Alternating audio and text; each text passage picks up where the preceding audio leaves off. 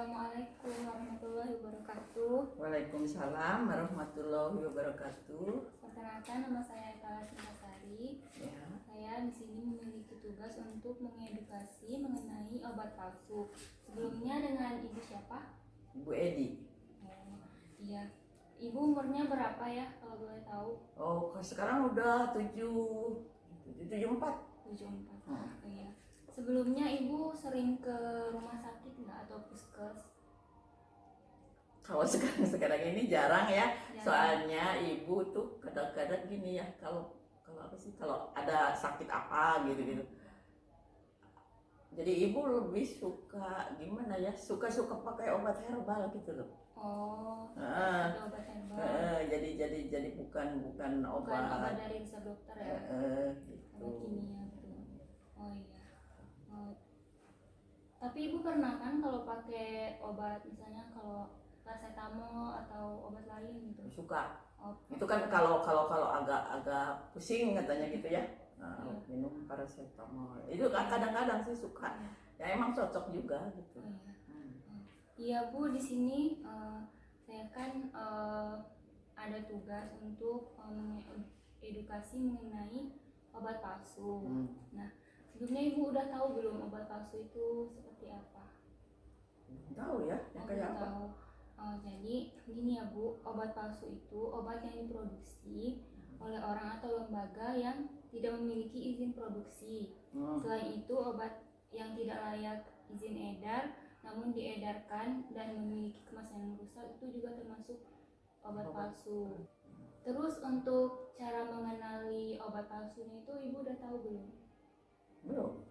Nah, jadi yang pertama itu untuk mengenali obat palsu itu kalau misalnya obat resep itu harus dibeli di apotik ya Bu. Nah, Iya emang. Iya. Jadi biar ini bukan dapat yang palsu gitu. Jadi Iya. nggak sembarangan bebas gitu ya. Iya, karena kan kalau resep itu datangnya dari Resep dokter. dari dokter, nah. Jadi kita harus nebusnya di apotik gitu. Iya. Nah, terus untuk obat resep juga penggunaannya itu nggak boleh sembarangan. Misalnya kita udah sembuh, terus kita mau nebus obat itu tanpa resep dokter itu nggak boleh. Misalnya kan obat yang dikasih di resep itu paracetamol, terus kita mau beli tanpa resep dokter gitu, itu nggak boleh. Soalnya kan bisa aja kita udah sembuh, tapi ternyata obat yang kita minum itu bukan obat yang baik gitu. Karena kan misalnya kita udah minum paracetamol terus dokter udah tidak menganjurkan itu lagi, jadi sebaiknya kita itu harus ke dokter lagi ya. Resepnya itu tidak boleh dilakukan penebusan secara berulang-ulang kalau kita sudah sembuh kayak gitu. Iya. Ya jadi gini. Berarti kalau kita udah sembuh, terus kita kan nanti itu udah beres lah istilahnya. Nanti kapan-kapan tuh kambuh lagi, terus kita pakai resep yang dulu itu ya ngikutin gitu iya. Kayak yang dulu gitu. Nggak boleh. Nggak boleh, sebaiknya kita konsultasi lagi sama dokter. Mungkin bisa aja kan obatnya beda, terus ada kandungannya yang beda atau komposisi obatnya juga beda kayak gitu. Jadi sebaiknya dikonsultasikan ke dokter ya. Nah, terus langkah yang selanjutnya itu mengganti nama kemasan, terutama bagian nama obat, kemasan produsen dan tanggal kadaluarsa dan juga nomor izin edar. Kalau obat yang palsu itu seringnya tidak mencantumkan izin edarnya Bu. Jadi kita harus benar-benar teliti gitu lihatnya. Terus kalau obat palsu juga seringnya dia tidak mencantumkan ini kan, misalnya kan ini ada nama obat yang timbul gitu kan, ini kan yang huruf yang timbul ya, ini kan nama obatnya ya. Kalau obat palsu itu seringnya nggak ada, jadi dia ditempel di kertas gitu, terus ditempel biasa gitu dia. Iya kayak gitu Bu. Nah, nggak timbul kan, kalau itu mah timbul yang asli gitu. Iya. Terus tips terhindar dari obat palsu itu apa aja sih gitu kan. Nah, ya ini aku kasih tahu ya. Jadi di sini ada nomor izin edarnya. Nah, kita harus lihat. Baca Terus itunya. terus ada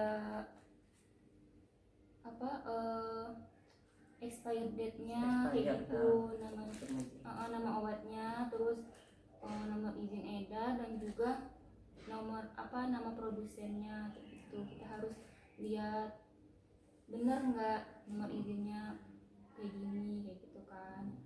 Nah, terus periksa juga kualitas fisiknya, misalnya ada kemasan yang rusak atau enggak gitu, bener nggak ini 10 tablet kayak gitu. Jadi harus kita benar-benar kita lihat biar terhindar dari obat palsu kayak gitu kan. Itu mungkin kalau obat palsu itu kebanyakan mungkin dijualnya di toko Bebas. obat, kan ada khusus toko obat gitu, bukan apotek. Jadi kalau di apotek mah mungkin nggak berani dia, masa berani jual obat palsu. Ya kan itu kita kan kandungannya nggak tahu yang di toko obat itu kayak gimana, tapi untuk lebih jelasnya itu ya kita harus langsung aja misalnya ke apotik yang benar-benar udah terkenal dan ternama gitu, jadi bisa terhindar dari obat palsu gitu kan. Terus kalau obat resep juga kita harus baca indikasinya, aturan pakainya, sama peringatannya. Misalnya kan obat yang dikasih dokter itu kan macam-macam ya, jadi kita harus tanya ada nggak efek sampingnya kayak gitu, aturan pakainya benar atau enggak gitu. Terus udah sih tanggal kadaluarsa palingnya expirednya. Kalau kita dapat obat yang mendekati tanggal kadaluarsa itu sebaiknya nggak usah diterima aja gitu. Kita yang masih lama gitu jangka artinya ya. Iya. Nah, itu saja ya Bu, edukasi yang bisa disampaikan mengenai obat palsu. Kurang dan lebihnya saya mohon maaf ya Bu. Terima kasih atas waktunya. Mohon maaf juga kalau sudah mengganggu waktunya. Terima kasih ya Bu. Ya, sama-sama ya. Terima kasih Bu. Ya.